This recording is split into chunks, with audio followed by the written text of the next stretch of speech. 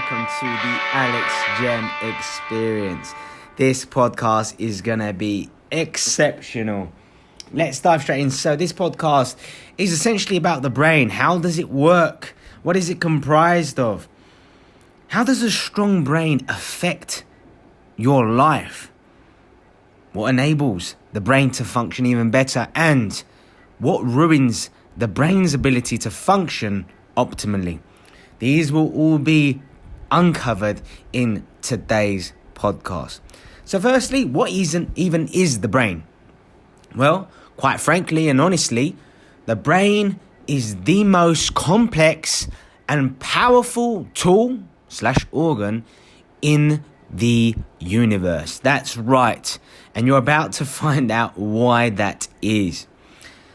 So firstly, we must understand that, the brain is extremely powerful. It consists of over 100 billion neurons and trillions of connections that we call synapses, what essentially links neurons to one another, allowing transmitters such as dopamine, serotonin, noradrenaline to transfer from the axon within a nerve, the end part, the tail end, if you will, of a neuron, and enabling it to attach to, dendrites, which is, near the top of the neuron. So, now that we know that, and we'll uncover ways of enabling your brain to make more connections between these neurons, and now enabling it to come up with new thoughts, new beliefs over time through neuroplasticity, which enables the brain to essentially rewire and restructure itself. The brain has the ability to create and cure diseases, okay? Based on how it functions, your limiting beliefs, the chemicals that your beliefs create, which we call feelings, emotions, which affect the actions that we do. And this over time can result in massive inflammation, chronic stress, chronic fatigue, all kinds of ailments, impairments, diseases, and long-term mental issues such as dementia and so on and so forth. So the brain is crucial, and this is why we must look after our brains, and we'll uncover how we can do so. So what is even a neuron? Well, pretty much neurons are units of the brain and within the nervous system. They're responsible for receiving sensory input from external elements. It's responsible for sending commands to our muscles, enabling us to move or not move for that instant. And it transforms and relays electrical signals throughout the body, causing us to think certain things, feel certain emotions, based upon how our limbic brain responds, and we'll look at that in a bit more detail later. So let's dive straight in. What is the brain actually comprised of? Well, the brain is made up of many specialized areas, okay? And they don't necessarily work in isolation. They do work together, which is why we are able to essentially think so much more deeply and analytically and brilliantly in comparison to other mammals and so on.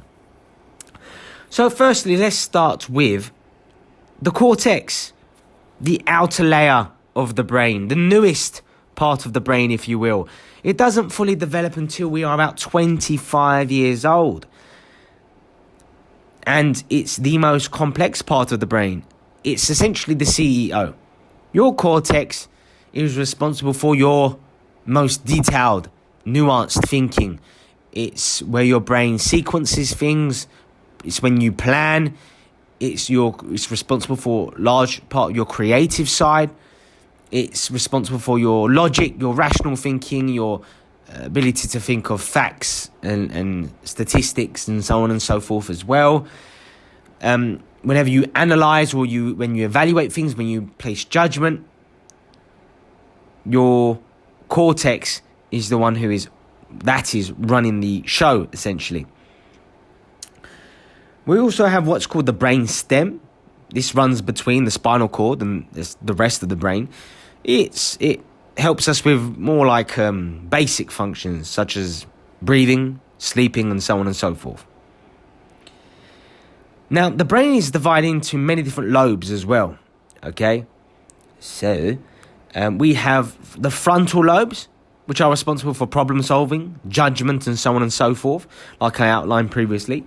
We also have what's called parietal lobe, and this manages sensations. It enables us to judge how things feel when we physically touch things as well. I believe it also has a role in balance, in noticing where we are in space. So whenever you need to do any like backwards or sideways movement, it's calculating distance and so on and so forth. We also have the temporal lobe. Temporal lobes involved with memory and hearing, language acquisition, formulating language, and so on and so forth. And we have at the back of the brain the occipital lobe, which is all about our visual processing, what we see through our eyes, and the brain responds appropriately to that information, okay? So all these parts of the brain, they have their certain specialized abilities, but they also work congruently to enable us to make the best course of action for ourselves. Now, there are also 3 different layers within the brain, if you will. I alluded to this earlier. So we've got the reptilian brain, which is the most ancient part within our brain. It's no different to a lizard's brain, okay? Its primary functions are for reproduction and for survival purposes. So essentially, basic needs are governed by the reptilian brain. When the reptilian brain is switched on, it cannot be defeated, okay? Doesn't matter how wise we are, how intelligent we are, that when the reptilian brain has been triggered, it takes precedence, okay? Because the reptilian brain is all about keeping us alive, not happy, but alive. Over time, we have developed what's called the emotional brain, the limbic system. The limbic brain, it's comprised of all sorts of things. The hypothalamus, the hippocampus, which is where we create new neurons. Every single day we produce about 700 new neurons in the brain, in the limbic system, the hippocampus. And when we learn new things and when we are challenged appropriately, that can actually double and we can actually become more and more intelligent. And actually the hippocampus actually grows and expands physically when it's being used.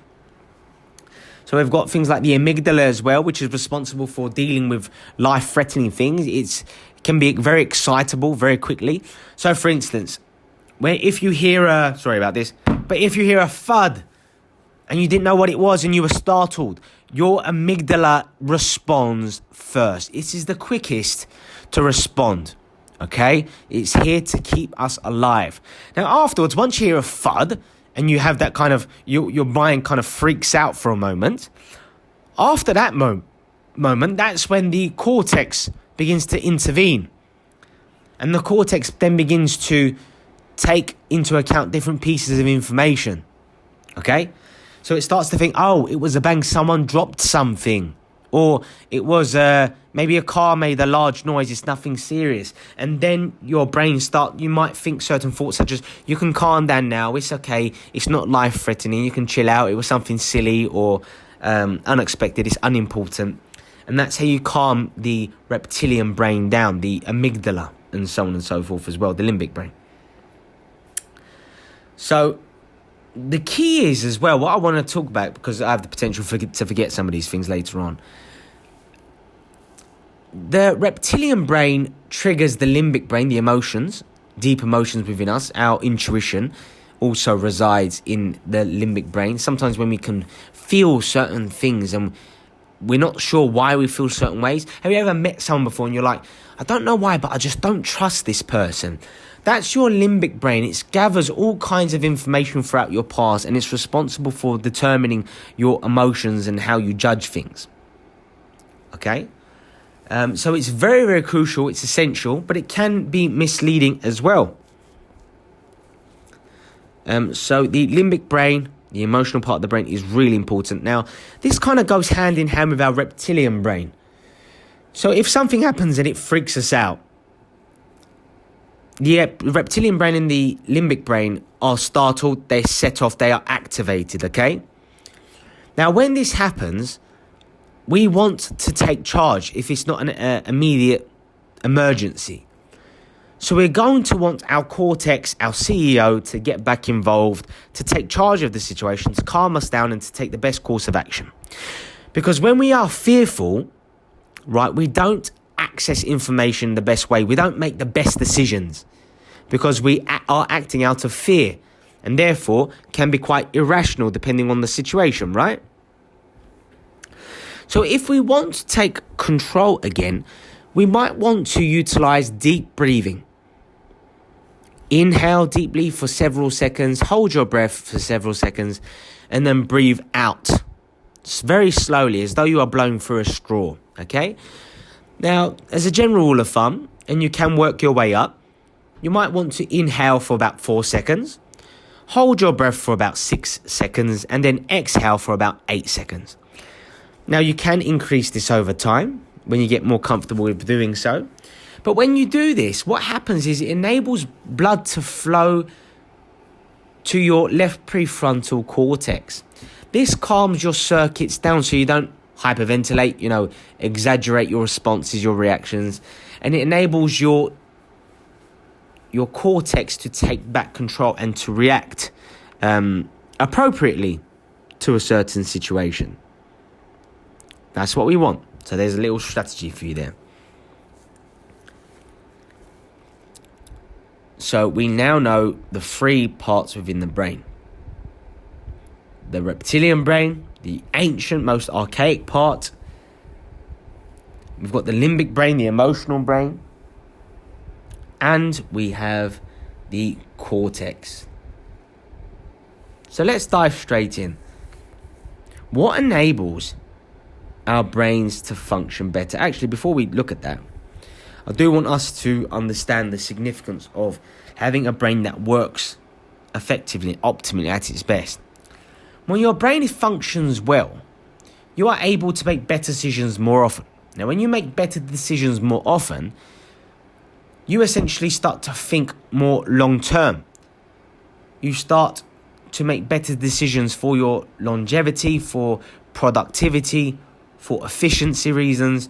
You think far more coherently, greater clarity. You don't get involved in negative addictions.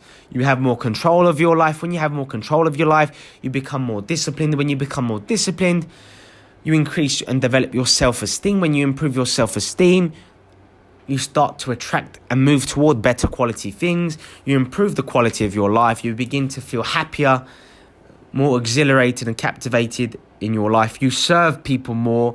You're more appreciated by other people. And you just have a more fulfilling lifestyle. Now, when your brain functions optimally, you also naturally make better choices for your health. When you make better choices for your health, you are less likely to incur all kinds of illnesses and diseases and any subsequent brain-related problems, okay? So now that we understand that your brain and the way your brain functions is really responsible for everything, we can now move on.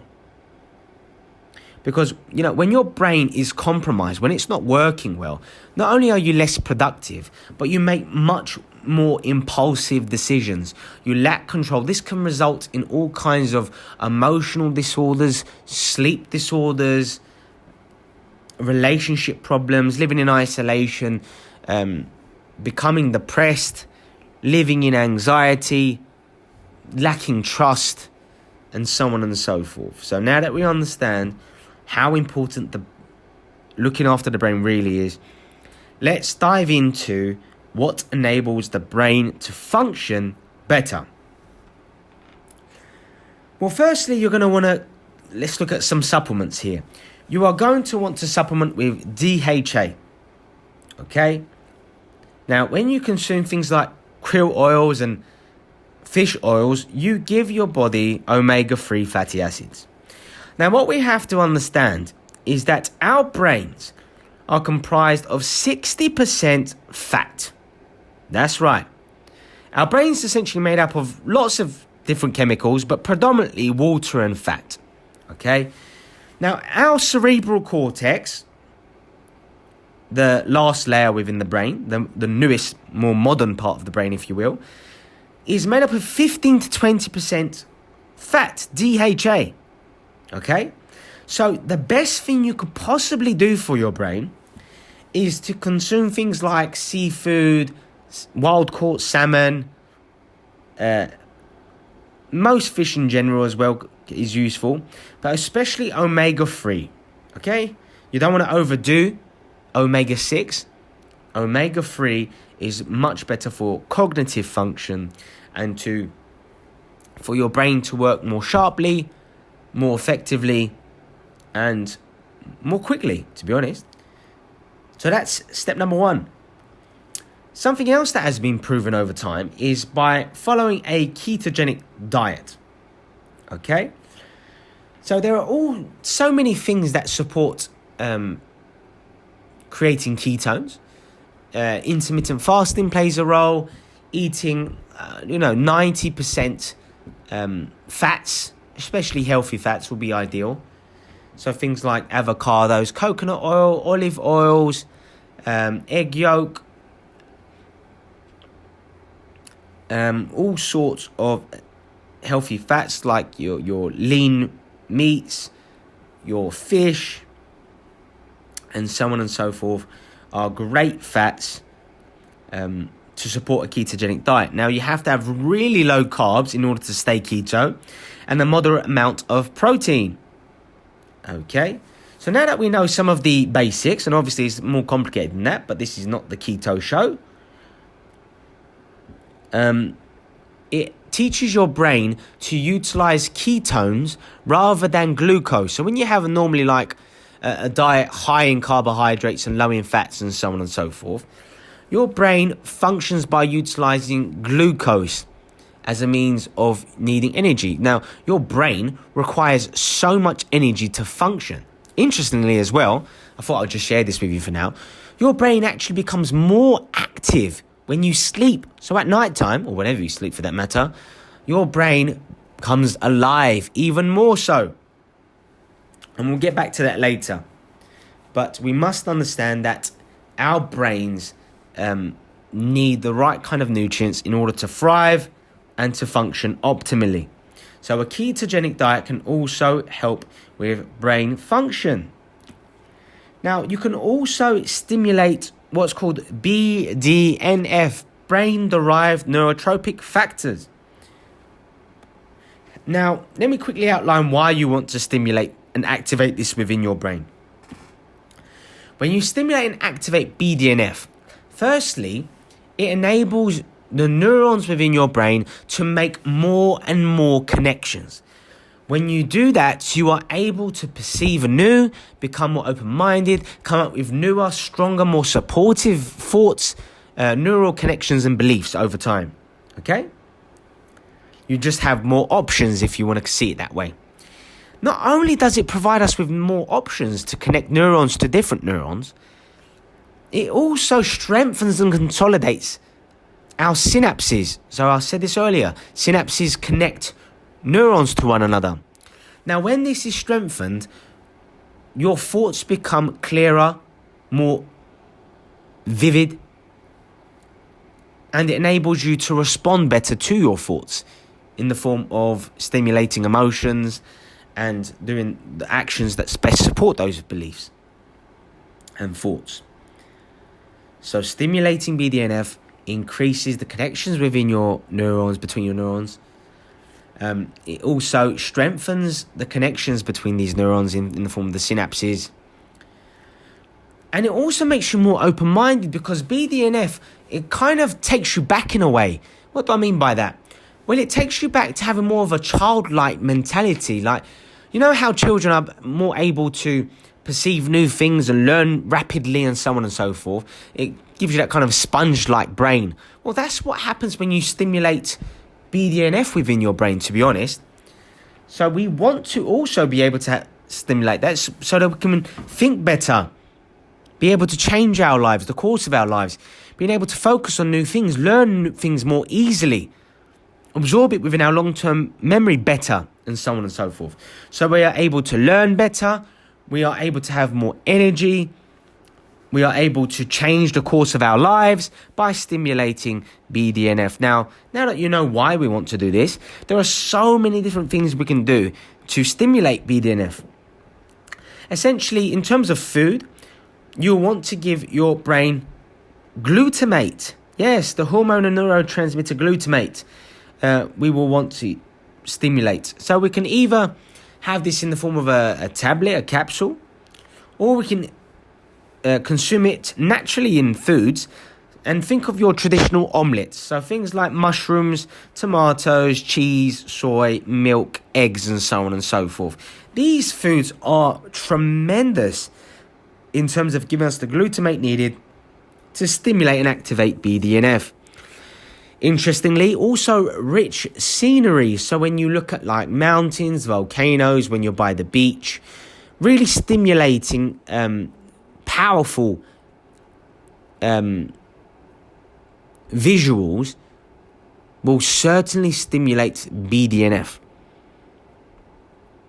Also, alternating exposure to the hot and the cold are brilliant for activating BDNF. So, for instance, having freezing cold water splashed on your head and body for 30 seconds, then taking it to quite hot, then going back to freezing cold, then back to hot, and so on and so forth. It's brilliant for circulation and your immunity, but it's also brilliant for stimulating BDNF as well. It's the shock factor that really does this, okay? So there are so many different things we can do to stimulate BDNF. Again, it's not that kind of podcast. I have delved in deeper in other videos. And, just do your own research as well for that matter. But there are tons of things we can do in terms of what we eat, how we can visualize, how to stimulate BDNF. Keto can stimulate BDNF. Intermittent fasting stimulates BDNF. So many diverse things. Exercise stimulates BDNF, especially HIIT training. Sleeping well stimulates BDNF. Right, let's move on. Enough of BDNF. But along the same vein is my next point. And really it's the importance of mental stimulation. Bear with me for a minute. So when we stimulate the brain, and by that I'm really referring to neurogenesis. Okay, when the brain is appropriately challenged, not overloaded. Remember, that most people can't take on board or access more than 7 different pieces of information. I believe it can extend to 9 for some people, but hey, let's keep it at 7 for now. So when we want to avoid cognitive overwhelm and overload. But at the same time, we also want to stimulate the brain. So when we learn new things, such as, listening to this podcast, if you didn't know some of these things and you're learning new things, I'm actually enabling your brain to function better. That's right. You're welcome. Now, when you learn new things, such as from reading a book or watching a video or listening to a podcast and so on and so forth, you stimulate neurogenesis. Like I said earlier, it enables the new neurons within your brain to even double. Really is wonderful stuff. I believe to 2,400 it can double up to. That's incredible in terms of the amount of new neurons you can produce in a single day. Really tremendous stuff. So we want to consistently learn new things. And that's one of the ways in which you can also prevent age-related diseases such as dementia and so on. Constantly keeping physically active but also mentally active. Partaking in crosswords, learning the directions from one place to another, learning new things, playing chess and so on and so forth. Keeping yourself active, playing cards, learning new things, partaking in games that stimulate brain function are great ways to stimulate neurogenesis, to keep us sharp, focused, and to prevent all kinds of problems developing in one's brain, preventing all kinds of decay within the brain over time, all kinds of plaque. It prevents plaque from building within the brain over time, because plaque is what leads to age-related diseases. And I'll come back to this later, but sleeping well, quality and good quantity sleep definitely prevents you from developing or delays at least symptoms of age-related problems and ailments. So let's carry on.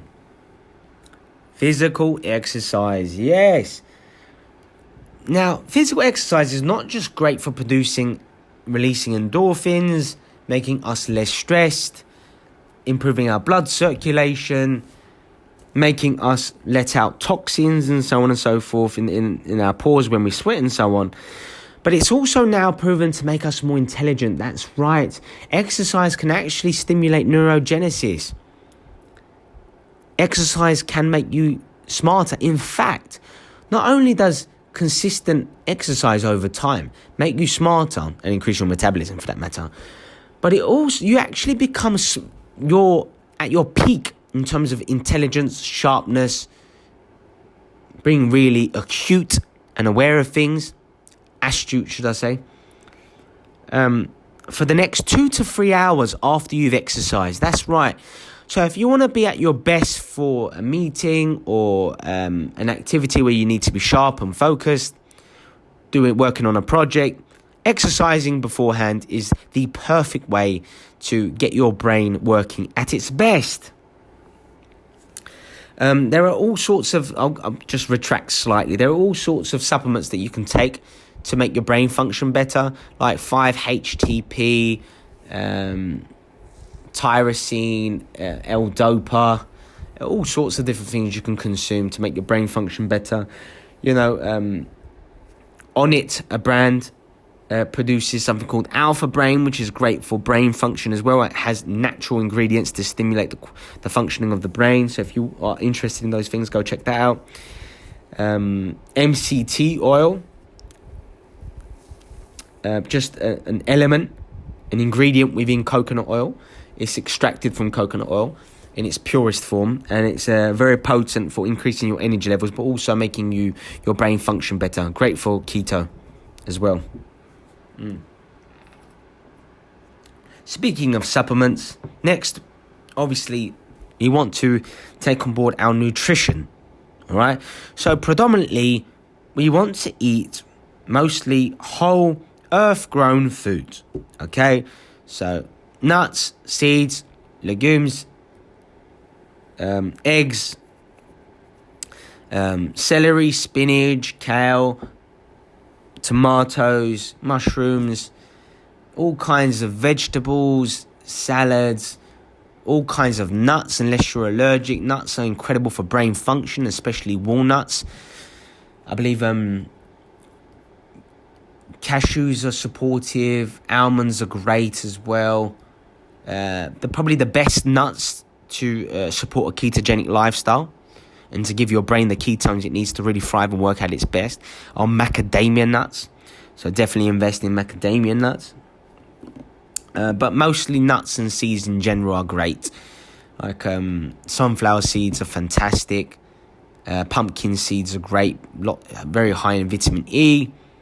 Very good for brain function as well. Speaking of brain function, things like blueberries are one of the best things you can consume for your brain as well.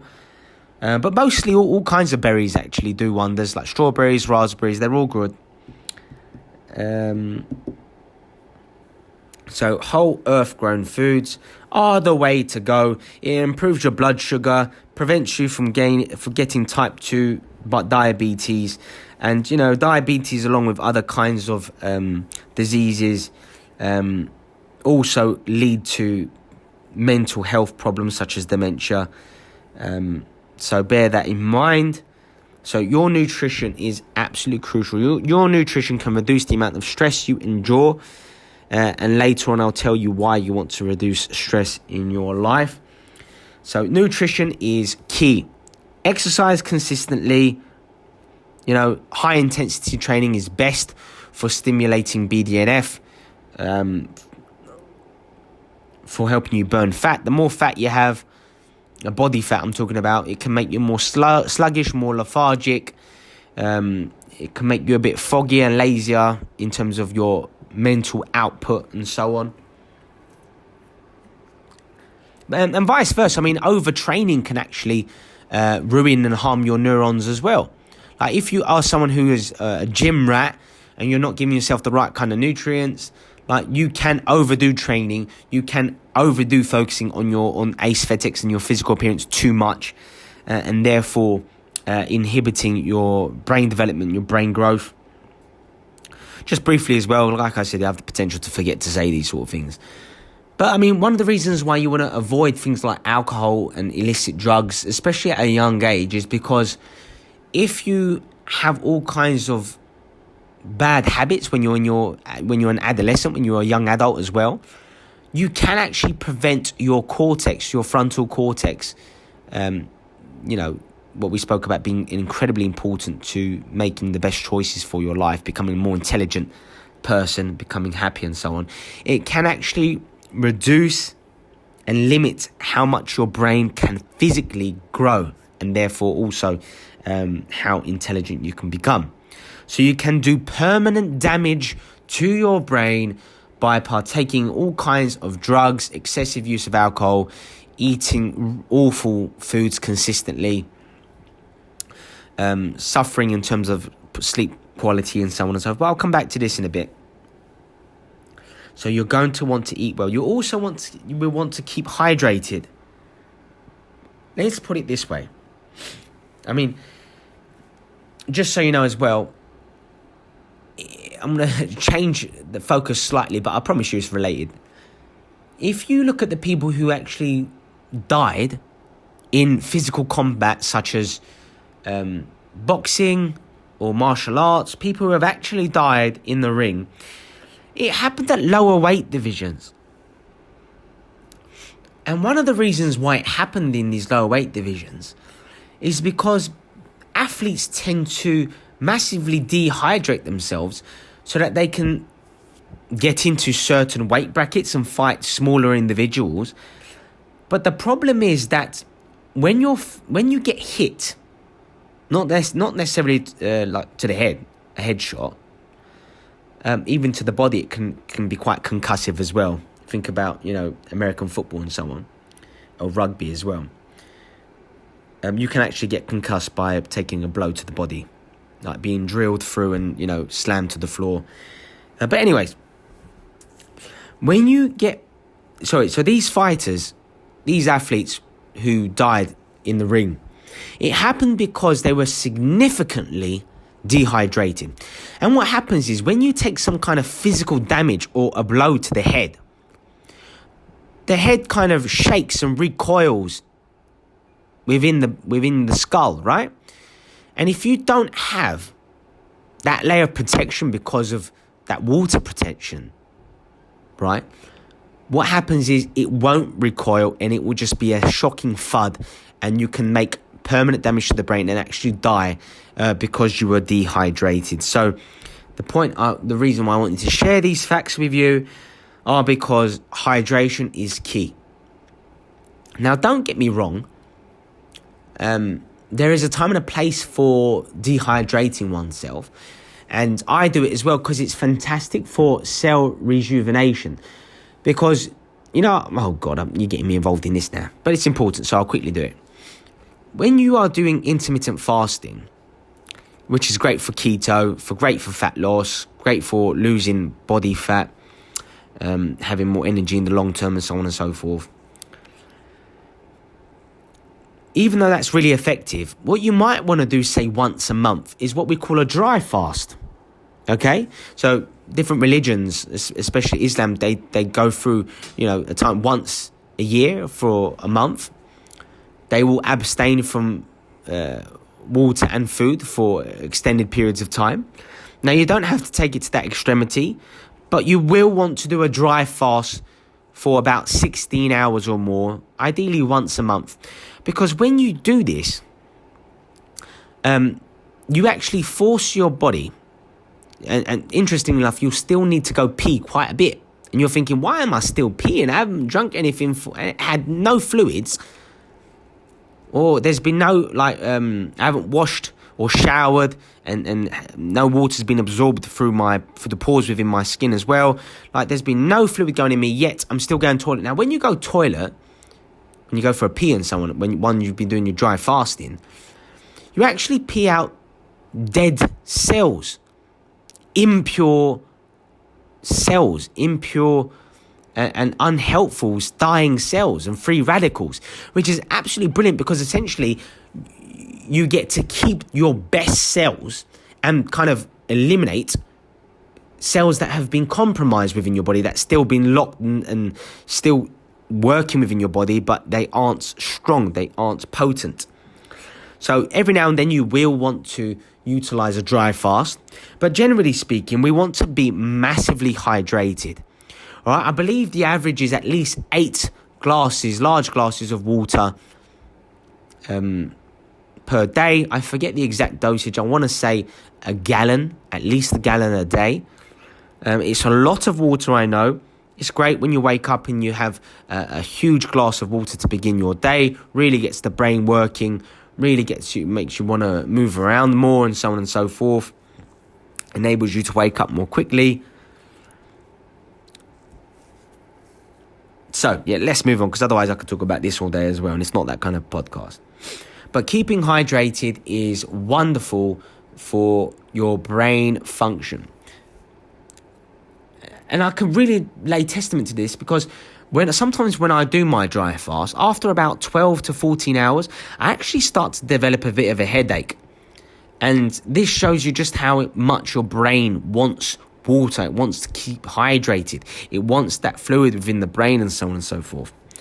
So hydration is pertinent and necessary for improving brain function. So get used to drinking a lot of water most days, and every now and then you're going to want to shock the system by utilizing a dry fast. Let's move on. So we definitely want to improve our blood pressure. Now, what happens? I mean, why do we want to improve our blood pressure? Well, high blood pressure especially during, midlife, it actually increases cognitive decline as we continue to age. So we want to do everything that we can to reduce our blood pressure, right? So things like exercising daily, losing body fat, not too much, of course, though. Limiting how much alcohol you have, doing what you can to reduce stress, giving your body the right kind of nutrients it needs, sleeping well, all these sorts of things. Essentially living a really healthy lifestyle really enables your brain to function, to be healthy, to be strong. Essentially look after the heart in the form of exercise, eating well, giving you nutrients, not leading to blood clots through eating garbage, unhealthy things consistently. Giving your body the right kind of supplements, abstaining from excessive alcohol, drugs, tobacco, smoke, and so on and so forth. Reducing oxidative stress is what we will want to do to essentially lower our blood pressure. Okay, now the next one is key. We're going to want to practice mindfulness strategies. So meditation is one of the main ones for this. Yoga's great as well. I like to do lots of visualization. Every single day I make time for visualizing my future, so I get used to living in the future as opposed to being stuck in the past, haunted or traumatized by emotional memories of feeling inadequate or upset or in pain or suffering or unloved and so on. You want to get rid of living in the past when you might have been let down or gone through a difficult experience, and you want to instead visualize what kind of future you want, because your unconscious can't tell the difference between what's actually happened in real life and also what you vividly imagined. Okay? And when you visualize, you'll want to use a whole host of NLP strategies. I'm not going to go into too much detail, but, viewing things through your eyes and not from a detached perspective, like a bird's eye point of view. You don't want to see your entire body and face when you visualize your life. You want to see it as though you're looking through your eyes in the immediate experience. You want to have vivid colors involved, make it nice, bright, zoom in. Don't have the image be completely distant. You want the image in your mind to take up the whole of your visionary field. You don't want to see the image or the video in your mind as though you're looking at it through like a portrait, like a frame. You want to really see it as though you would do normally, just why I'm sure your eyes are open right now. That's the kind of way you want to visualize your future through your eyes. You want it to be really vivid, clear, like HD resolution, if you will. You want everything to be very, very optimized, clear. You might want to add some sound effects.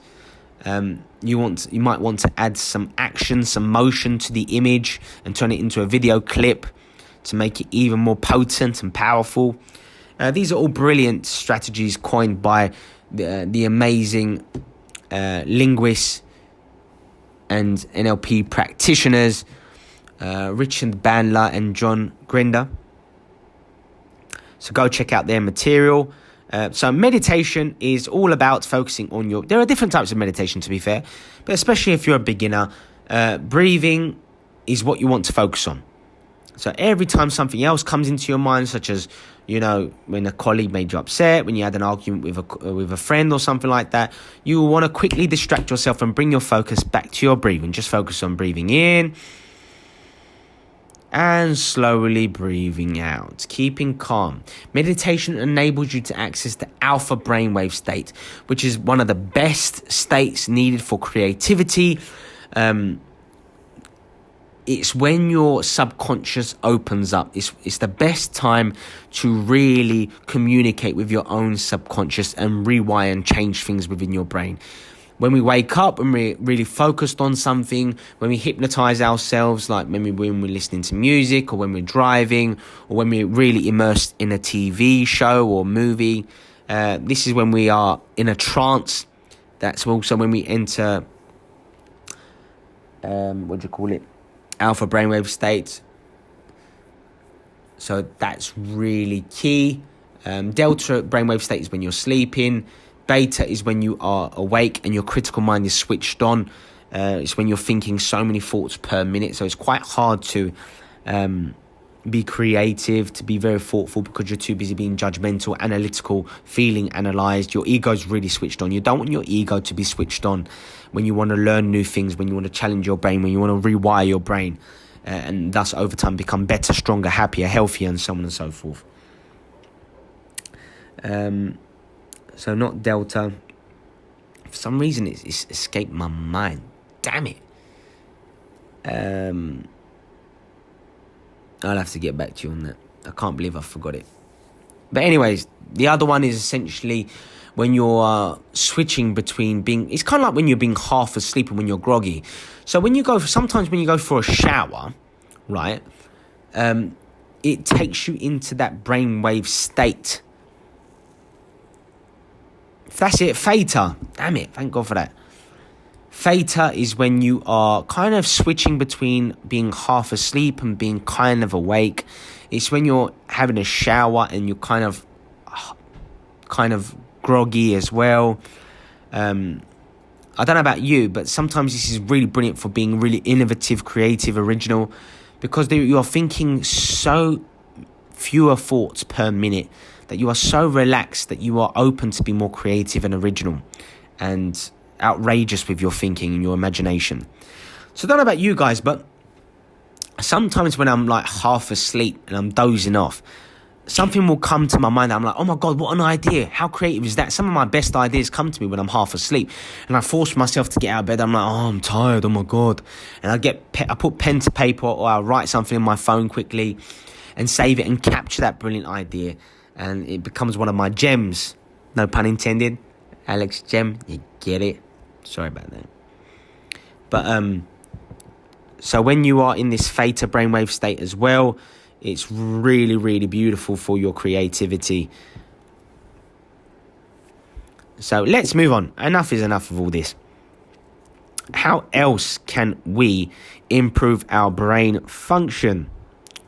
Well, we want peace. We want clarity. We do want to meditate. We want to be less likely to partake in negative, addictive behaviors such as too much illicit drugs, too much medication. Meditating will prevent you from being depressed. Meditating can make you more in control of what you choose to eat, what activities you partake in on a daily basis. Meditating will help you sleep better. You're less likely to suffer from depression and anxiety disorders and all sorts of problems by meditating daily. So meditation is one of the best things you can do for your brain function, to reduce stress, to function with clarity, with precision, and optimally, okay? Lastly, we'll look at the importance of light, to be honest with you, because if you are used to doing things in the dark and mostly seeing the dark, this is why the winter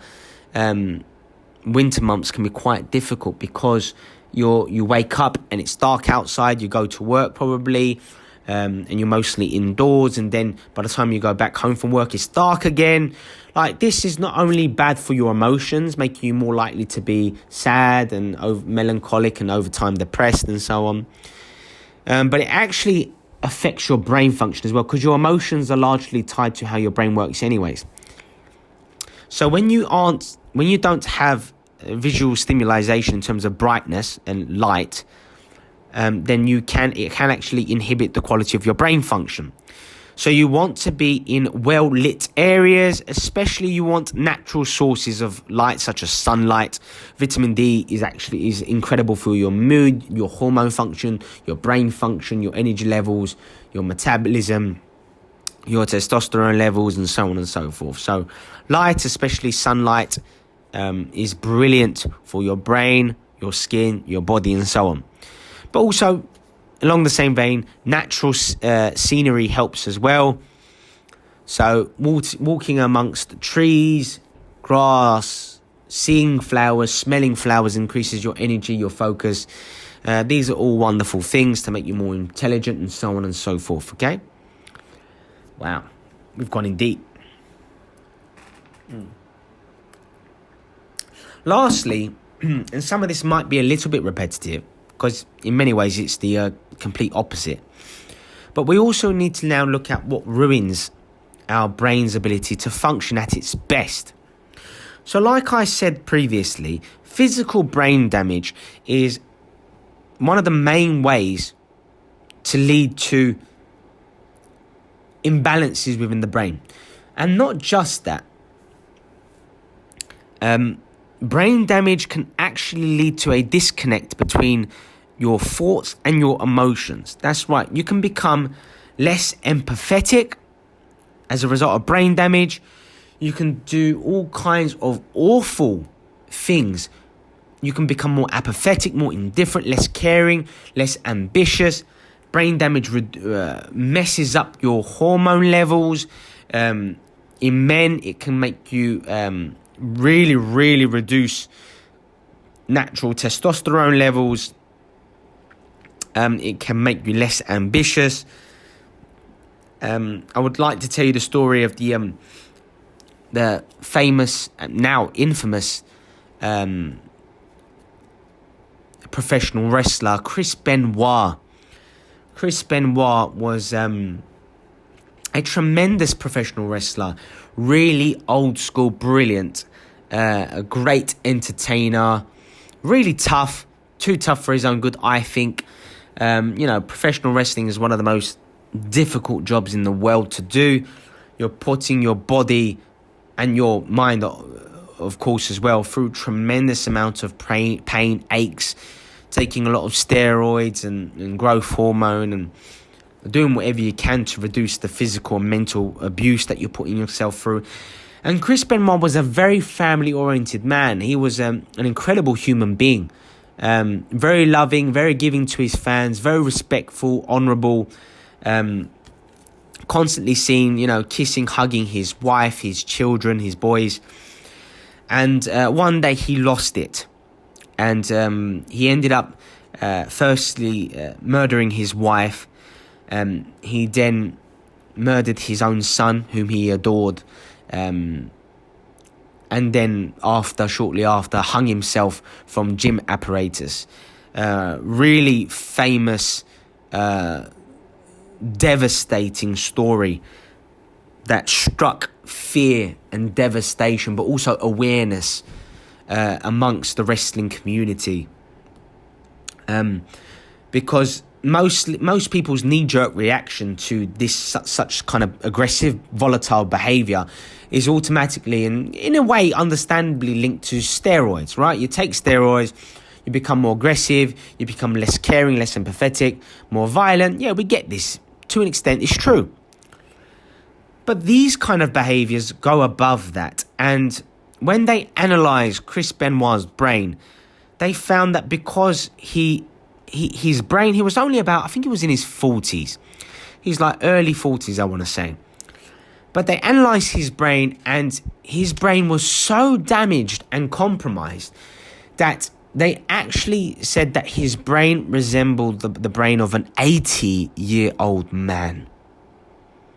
That's what brain damage can do. He lost his ability to his brain function. He lost the connections between his emotions and his thoughts. Literally, some parts within his brain was cut off because of the excessive damage. And it is the main reason why he did such cruel, heinous reactions to the people he loved most. So brain damage, that's why it's incredibly important to look after your brain, to take care of your brain. And me personally, I adore martial arts. I would say I'm a martial artist. Now, if it wasn't for brain damage, I would like to say, but I would say, I would love to say that I would be a professional athlete in one form or another, especially in boxing or kickboxing predominantly. I absolutely love it. I love the intensity. I love the psychology involved. I love the competitiveness, the focus needed. You cannot switch off for a second. I love the individuality. I love the brilliance involved. I love just how hard you have to push yourself when you are doing combat sports. And the main reason I didn't pursue it as a career was because of brain damage. There's no substitute for it. You've got all these athletes, especially American football stars, who make millions and millions, and in their, after their careers are over, they end up squandering most, if not all, of their money, and many of them actually become bankrupt and actually owe a lot of money as well over time, mainly because that's what brain damage does to you. You become more impulsive, less rational, more illogical, more emotional, and you make a lot of mistakes. Your brain just does not make the right choices. So be smart. Always put your brain first. Always put your longevity, your brain function. You do not want to be someone who suffers over time.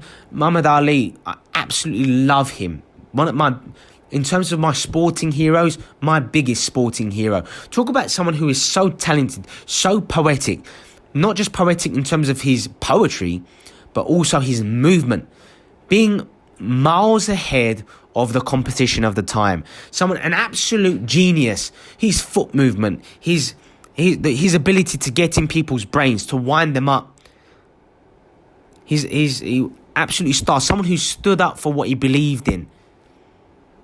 Someone who went to prison for unjust reasons.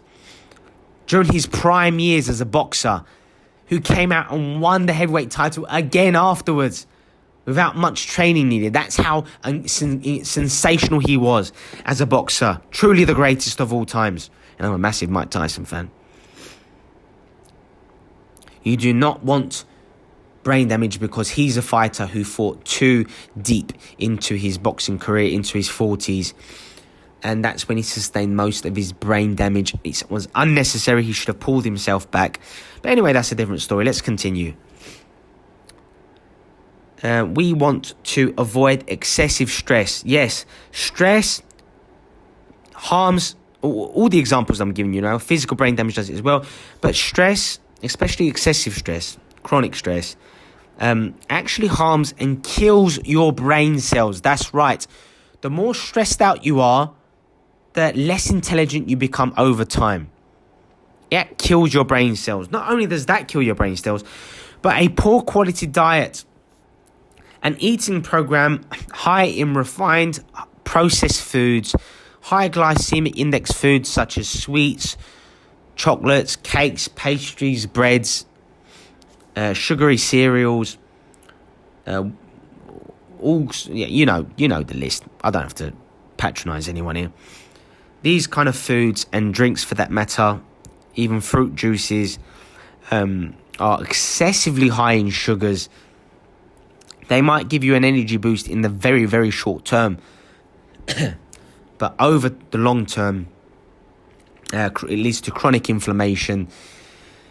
It leads to your body not functioning well. So many free radicals pervading your entire body insidiously, leading to all kinds of diseases, ailments, problems, and so on and so forth. Addictions, negative addictions, like I said, drugs, but also other addictions such as OCD, smoking, alcohol, conflict, the love and the need for drama, negative addictions, being egotistical, narcissistic should I say. All of these addictions are incredibly harmful to ourselves in many different ways. Poor sleep, talk about ruining your brain function. In fact, just one night's sleep, one night of less than 6 hours sleep can reduce your productivity that following day by up to 30%. That's right, pretty much a third of your ability, your aptitudes, are compromised by sleeping fewer than 6 hours just one night. Not only that, but not sleeping well also prevents us from transferring our short-term knowledge into long-term memory. That's why you are less likely to retain information when you sleep poorly.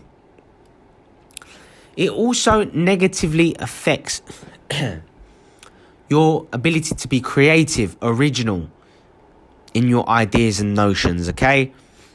So sleep does wonders for our creativity, our thinking, our long-term memory, our productivity. Also for fat loss, keeping our hormones in check. Sleep is crucial for enabling your mind, your body, your heart to work effectively and at its best.